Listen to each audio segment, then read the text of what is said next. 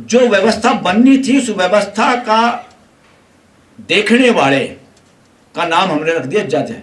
Constitutional court, संवैधानिक संस्थाएं, अदालतें, हाई कोर्ट और सुप्रीम कोर्ट, और इनको हमने बिठा दिया 10 फुट ऊंचे मचान पे, यानी कुर्सी ऊंची है ना इनकी। हम तो कोर्ट ऑफिसर वकील तो खड़े होके बोलते हैं, वो बैठे बैठे, ताकि उनको सुविधा रहे और सबको देख पाए। वो उनकी ड्यूटी घर के बाहर लगाई थी हमने कि बैठ जाओ ऊंची कुर्सी पे, ताकि पार्लियामेंट के जुने नुमाइंदे चोर उचक्के भ्रष्टाचारी इकट्ठे ना हो जाएं, टिकट लेकर चोरी से इलेक्शन जीत के पार्लियामेंट में बैठ के कुछ गदर फंड ना करें देश के साथ, जैसे किसान कानून में किया था। कई कानून उन्होंने चोरी से पास कर लिए। या कोई प्राइम मिनिस्टर, सीएम, पीएम, गृह मंत्री, ब्यूरोक्रेसी, ये कोई बदमाशी ना करे, कानून को बराबर सही तरीके से लागू करें। इनको देखने के लिए, और इनके हाथ में डंडा भी पकड़ाया था, सीटी भी पकड़ाई थी, सीटी बजाना, पहले सीटी बजाना फिर डंडा मारना, उसके बाद भी लड़ गए।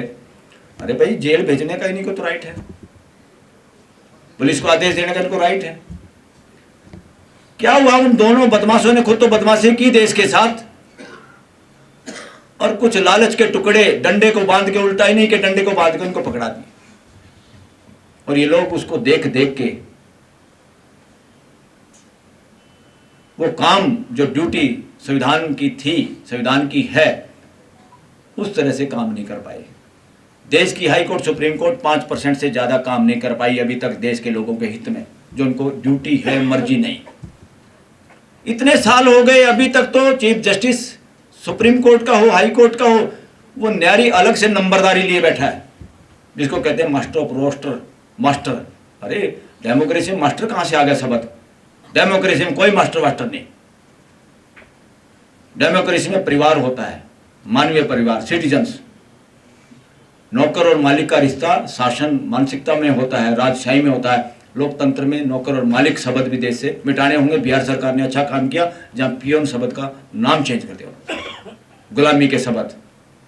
काम कोई छोटा हो, सफाई का काम हो, या कोई आप कंप्यूटर का कोई सॉफ्टवेयर बना रहे हैं, काम में कोई फर्क नहीं है, किसी की इज्जत में कोई फर्क नहीं, वो भी महत्वपूर्ण काम है, वो भी महत्वपूर्ण काम है।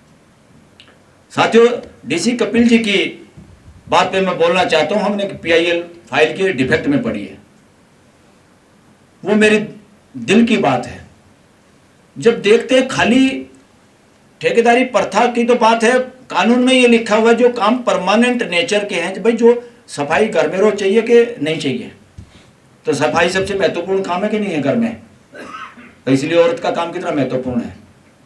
सफाई कर्मचारियों को आप जो रोज आपको परमानेंट चाहिए, आप ठेकेदारों के हाथ में क्यों लगाम दे रहे हो भाई? शोषण क्यों कर रहे हो? उसको लागू नहीं कर पा रही है। ढुलमुल रवैया, नोटिस भी कर देते तो खुल के फैसला नहीं होता, क्योंकि जिस मानसिकता के जज ग्रस्त हैं वो कुछ लोगों को अपना नौकरी देखना पसंद करते हैं, वो अपने बराबर में उनको आने देना है, उनसे उनको समझ में नहीं आता। सबसे ज्यादा अपराध इस देश में अगर किसी के साथ इकोनॉमिक इनजस्टिस हो रहा है तो वो सफाई कर्मचारियों के साथ हो रहा है। ठेकेदारी प्रथा में बूढ़ा हो, यंग बच्चा हो, बुढ़ापे तक भी वही काम करे, उतनी तनख्वाह, कोई प्रमोशन नहीं। और इस काम को सबसे बड़ी बदमाशी, देश की पार्लियामेंट और देश की सुप्रीम कोर्ट भी शामिल है उसमें, हाई कोर्ट भी, ये इस काम को अनस्किल्ड काम मानते हैं। अनस्किल्ड क्या होता है? अनस्किल्ड जिसमें आपको दिमाग की जरूरत ही ना हो, उसको अनस्किल्ड काम कहते हैं। जिसमें दिमाग की रत्ती भर भी जरूरत है, वो अनस्किल्ड काम नहीं हो सकता। उसमें आपको सोचना पड़ता है, अपना दिमाग अप्लाई करना पड़ता है। तो बताइए, घर में सफाई का काम अनस्किल्ड है क्या?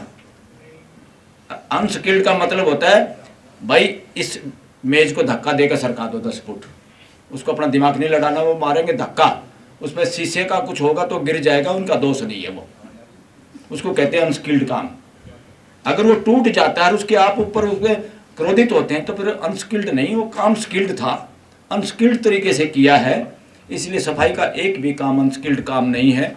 लोगों को इस चक्कर में हजारों लाखों करोड़ का नुकसान कर रहे हैं ताकि उन घरों में थोड़ी ऑक्सीजन पहुंच जाए जीने की, तन की पेट जेब में थोड़ी गर्मी हो जाए, वो अपने बच्चों को अच्छे स्कूल में पढ़ा सकें, समय पे उनको एक कम से कम जब वो पास से गुजरते गुब्बारा दिला सके। ये सारी गुंडागर्दी है, इसको कहते हैं इकोनॉमिकल जस्टिस। और इस जस्टिस को देने की जिम्मेवारी थी सुप्रीम कोर्ट की। सुप्रीम कोर्ट ये काम नहीं कर पा रही, इसलिए मैं कह रहा हूँ सुप्रीम कोर्ट ने 5% काम किया। तो साथियों, मानवीय व्यवस्था, बार बार क्यों मैं इस बात को रिपीट कर रहा हूं, ताकि ये मैसेज पूरे देश तक जाए कि देश का संविधान किसी को प्राइम मिनिस्टर, सरकार बनाने के लिए नहीं, किसी को जनप्रतिनिधि, डीसी, एसपी, वकील बनाने के लिए नहीं है। ये सारे व्यवस्था के हिस्सा हैं। ऐसी व्यवस्था जिसमें सब की भागीदारी हो, जैसे घर में होती है। घर में जो पढ़ा लिखा है उसकी भी भागीदारी है, जो बच्चा अनपढ़ है उसकी भी भागीदारी है, जो हैंडीकैप है उसकी भी भागीदारी है, बुजुर्ग माँ की भी भागीदारी है, पिता की भी भागीदारी है। क्या उसी तरह की भागीदारी देश में लोगों की दिखाई दे रही है? नौकरियों में रिजर्वेशन नाम दे के ये अनटचेबिलिटी फैला रहे देश के अंदर। मैं कह रहा हूँ रिजर्वेशन कहां से हो गई भाई?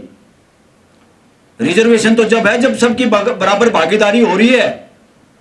फिर भी कोई किसी को विशेष तकलीफ है तब तुम उसकी मदद करते हो तो रिजर्वेशन है, नहीं तो ये तो भागीदारी पूरी नहीं करी तुमने।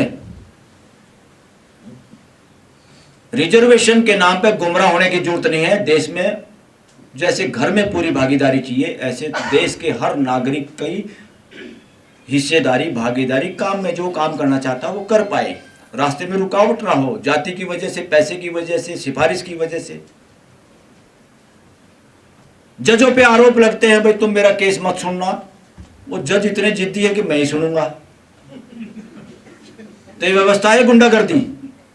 हाई कोर्ट की एक जज है जो केजरीवाल जाता है, पहले तो यहाँ एक बहादुर लेडी आई थी बंगाल की मुख्यमंत्री, मैं उसको, मुझे नहीं पता उसका पॉलिटिकल में क्या है, वो भ्रष्टाचार करती है कि नहीं करती है, मगर इस माहौल के अंदर भी अगर देश के अंदर मादा किसी का सामने से गला पकड़ने का जिसके पास मादा है वो ममता बनर्जी।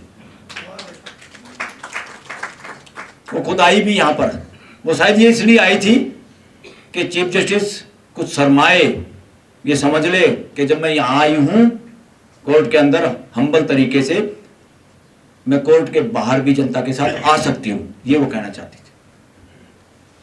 जैसे नेपाल में हुआ था। नेपाल में सुप्रीम कोर्ट ने गुंडागर्दी की थी, जो इस देश में भी हो रही है। कानून भी आ रहा है, सोशल मीडिया एथिक्स के नाम पे रूल बनाने की कोशिश करें, कईयों के इनके फेसबुक और अकाउंट बंद कर देते हैं। इन्होंने सभी सोशल मीडिया जिसके सब्सक्राइबर बहुत ज़्यादा हैं उनको सबको खरीदने की कोशिश की, बहुत सारे बिक भी गए। जो नहीं बिके हैं वो यहाँ बैठे हैं, इनको सैल्यूट करो। ये भी बेचारे डरे हुए हैं, कभी ये भी हो जाए बंद हो धंधा पानी, रोटी पानी का जुगाड़ खराब हो जाए। भाई किसी को ऐसी दिक्कत आए तो बता देना, आप लोगों के नाम का कटोरा हम उठाएंगे, आपको भूखा नहीं रहने देंगे।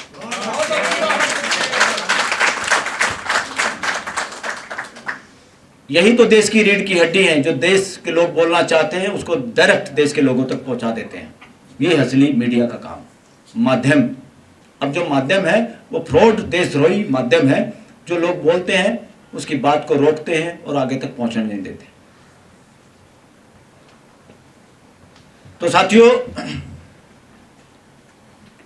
जो सरकार की जिम्मेदारी जिसकी है, पोस्ट एक है प्राइम मिनिस्टर की, मगर प्राइम मिनिस्टर देश का शहंशाह नहीं है, कोई राजा नहीं है। मगर जब भी देखते हैं सीएम हो या कोई पीएम हो या कोई छोटा मंत्री भी हो या छोटा सा भी कोई हो, भूल भटक एमएलए एमपी भी, वो भी इतना ज़्यादा उसके अंदर कड़कपन पैदा करता पजामे की, उसकी है ना प्रेस नहीं टूटने देता। उसे ऐसा लगता है जिसके पजामे की प्रेस इतनी सख्त है तो उसकी रीढ़ की हड्डी कितनी सख्त होगी। मगर जितने नेता अपने कपड़ों में ज्यादा वो डलवा के कड़क रखते हैं, समझो वो उतना ही रीढ़ की हड्डी उसकी इतनी घटिया है, इतनी बोधी है। वो बाहर से दिखाना चाहता है कि मैं तना हुआ आदमी हूं, मैं फिट आदमी हूं, मैं झुकता नहीं क्योंकि मेरा पजामा भी मुड़ता नहीं।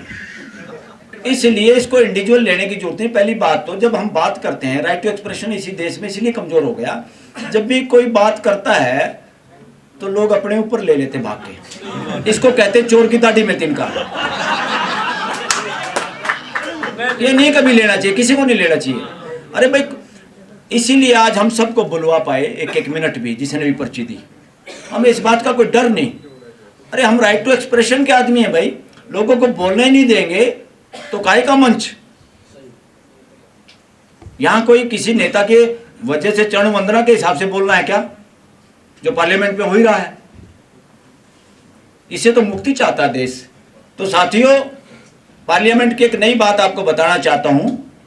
देश में जो भी कानून पास होता है, देश के संविधान में मेजोरिटी का कोई मतलब नहीं है कि कोई मेजोरिटी और माइनॉरिटी, मेजोरिटी जो मर्जी करे, क्योंकि पीछे बयान था, शायद देश के गृह मंत्री का बयान था कि भाई मेजोरिटी तो अपना काम करेगी। नो, डेमोक्रेसी में नो मेजोरिटी, डेमोक्रेसी में केवल संविधान, केवल मानवीयता। अब मेजोरिटी के नाम पे पार्लियामेंट में रौंद के कानून पास नहीं कर सकते।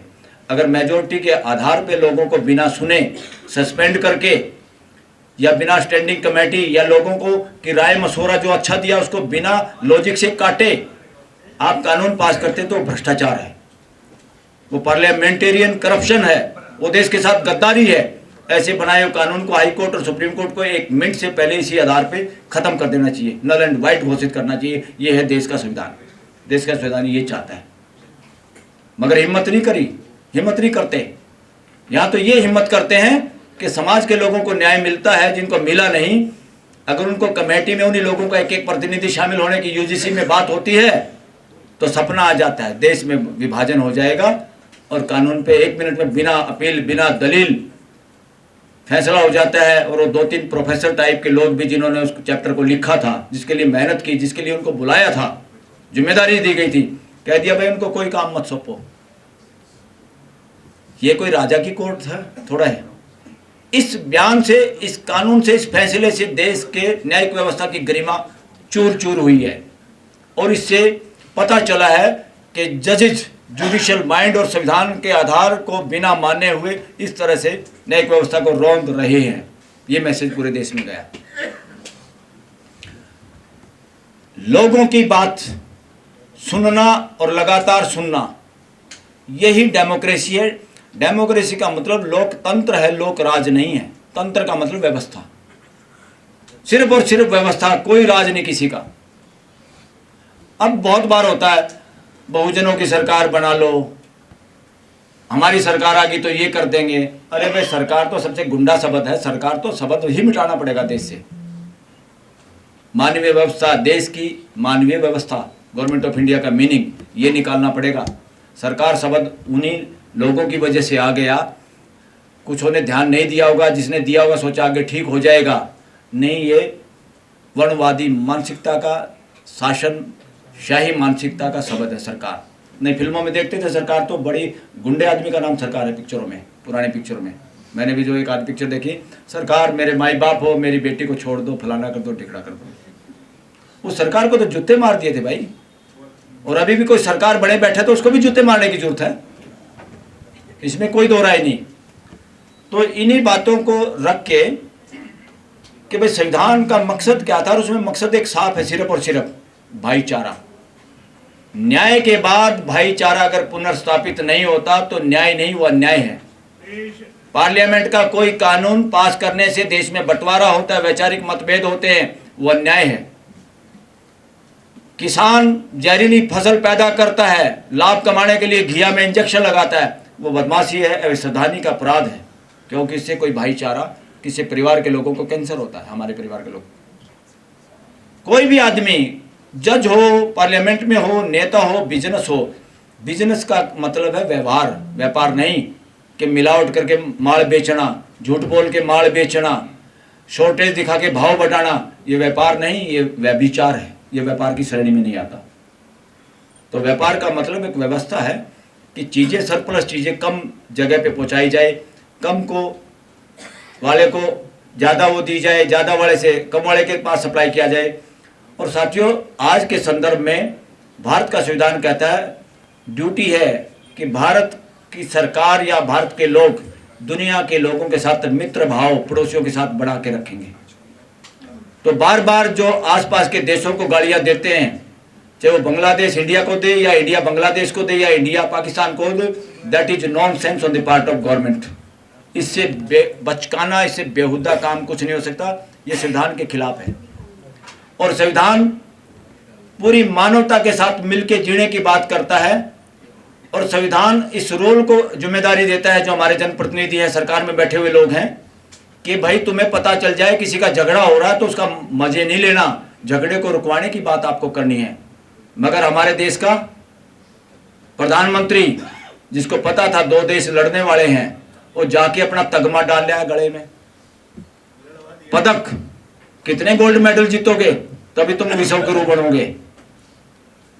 विश्व गुरु वो होता है जो मानवता के लिए काम करता है। विश्व गुरु है जो पूरी दुनिया के भाईचारे के लिए काम करता है। धार्मिक ग्रंथ वो होता है पूरे दुनिया के मिलाने का काम करता है। धार्मिक व्यक्ति वो होता है जो पूरी दुनिया के साथ जीना जिसको आता है। यूनिवर्सिटी वो होती है जहाँ पूरे यूनिवर्स के साथ जीना सिखाया जाता है। यूनिवर्सिटी की डिग्री तभी सार्थक है जब युवाओं को डिग्री के बाद पूरी मानव जाति के साथ और प्रकृति के साथ जीना आ जाए, सबके साथ सामंजस्य के साथ जीने की योग्यता आ जाए। वो यूनिवर्सिटी की डिग्री है। यूनिवर्सिटी की डिग्री लेके प्रोफेसर नकली दर्जे से लगने का काम यूनिवर्सिटी की डिग्री नहीं है। तो साथियों, देश को मानवीय व्यवस्था की तरफ ले जाने में हम सब ने योगदान देना है। जहाँ भी मानवीय व्यवस्था की बात नहीं होती सबको बोलना है और एक काम के लिए और तैयार होना है। जो असल में इन्होंने सारा केंद्रीकृत कर लिया, सबकी गलती है सारी पॉलिटिकल पार्टी की। सब सेंट्रलाइज कर लिया कि केंद्र की तरफ देखते हैं लोग, जैसे घर के बुजुर्ग उल्टा बच्चों की तरफ देखते हैं। यहाँ पे उल्टा हो रहा है कि देश के सारे लोग ऊपर देखते हैं, निगाहें पपैये की तरह बारिश की। ये उल्टा है। हमारा संविधान कहता है सबसे ज़्यादा मजबूत लोकल प्रशासन होना चाहिए और लोकल प्रशासन की इन्होंने ऐसी की तैसी कर रखी है। एक भी एमएलए एमपी नहीं बोलता इस बात के लिए। सारे स्टेट कानून बनाए बैठे, काले कानून। सरपंच, पंच, पार्षद सबको सस्पेंड करने का ड्यूटी अधिकार दे रखा है सरकारी मुलाजिमों को, आईएएस आईपीएस जो भी हैं। बताइए, जनता के प्रतिनिधि कोई अफसर हटाए, ये लोकतंत्र है क्या? लठतंत्र है। ये खत्म करने की आवाज़ उठाइए। फिर लोगों को चंडीगढ़, भोपाल और दिल्ली के दर्शन नहीं करने पड़ेंगे। ये ढूंढते घूमेंगे आपको, गांव के सरपंच को, पंच को। जिस दिन ये कानून बंद हो गए कि कोई भी अगर एमएलए को 2 साल की सजा होने के बाद अगर उसको बरकरार रहे तभी उसे एमएलए सीट से हटा सकते हैं। एमपी को, मंत्री को अगर 2 साल की करप्शन में सजा होगी तभी उसको हटा सकते हैं। एक सरपंच, पंच, पार्षद, जिला परिषद के चेयरमैन, इनको आप खाली किसी ने आरोप लगा दिया इसने भ्रष्टाचार किया है और वो आपकी पार्टी के खिलाफ है, जिसकी सरकार है, तो उसका तो तुम रेल बना देते हो। तो बेचारा डर के मारे बोलता नहीं। ये आदिवासी इलाकों में हो रहा है। सारे जंगलों में जो गांव थे बेचारे, ग्राम सभा के अनुमति के बिना, वहाँ शेड्यूल 5-6 में बिना ग्राम सभा की अनुमति के लैंड एक्वायर नहीं कर सकते।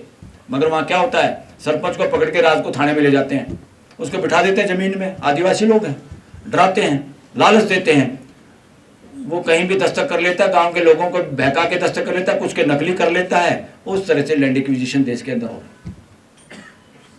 एक एक आदिवासी के गांव में बाहर 50-50, 100-100 बच्चों की लाशें दफन हैं वहां पर, और वो निशान बने हुए हैं। जिस दिन माँ बाप जिनके बच्चे होंगे वहां से गुजरते होंगे, क्या बीतती होगी। क्या कहा, ये नक्सलवादी हैं, ये आतंकवादी हैं, किसान पाकिस्तानी हो गए थे। कितनी बड़ी बदमाशी है। देश के मालिकों को, देश के लोगों को आप इस तरह की भाषा यूज करके अपनी सत्ता की मड़ाई बरकरार रखना चाहते हैं, गुंडागर्दी करे हो संविधान के साथ। तो अब लोगों को समझदारी से इन बातों का गिरेबान पकड़ना होगा। इसलिए बोलना सबसे जरूरी है। प्रदर्शन तो बहुत बाद की बात है। सबसे पहले अगर ये बोलना शुरू कर दे देश, बहुत सारा, क्योंकि रात को किसी घर में चोर घुस आए और एक बूढ़ा बेचारा बड़बड़ा रहा था, उसके खाली बड़बड़ाने से भागे चोर। भाई सपने में बड़बड़ाता आदमी, नहीं तो उनको ये पता था अकेला बूढ़ा है, भाई चलो आज चोरी कर लेते हैं। मगर वो सपने में बड़बड़ा रहा था। एक बड़बड़ाहट का इतना असर है, चोरों के पैर नहीं होते। इसलिए पूरे देश को बड़बड़ाने की जरूरत है, मिलके बड़बड़ाने की जरूरत है।